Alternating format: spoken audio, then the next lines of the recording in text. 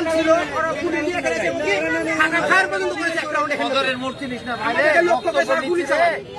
এক পর্যায়ে আমরা পিছিয়ে সরে গেলে তারা ফাঁকা ফায়ার করে চলে যায় এখান থেকে গাড়ি মেরে খুব ডিস্টার্ব ভাই এমন এমন চলে গেছে ভাই জনগণকে মনে হয় আচ্ছা উনি কি কোনো পদবি বা রাজনীতি জামাতের কোনো পদবি নাই উনি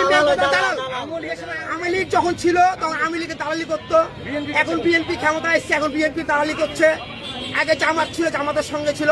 আসলে বাংলাদেশ জামাত ইসলামের উনি কেউ না উনি কোনো সংগঠনের সঙ্গে যুক্ত নাই ওনার কোনো পদ নাই পদবি নাই উনি শুধু মানুষের টাকার প্রতি লোক জুলুম জামাতের কোনো পদে আছেন না? না না না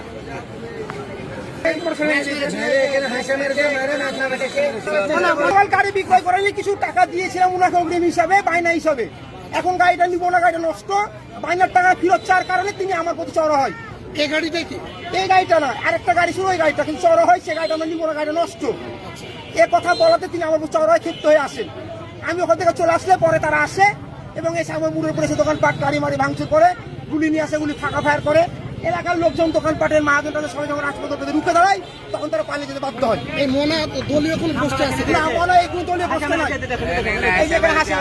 দাঁড়িয়ে আছি ভাই বড় বড় রান্দা চলে এসেছে আমি সবাই এখানে দাঁড়িয়ে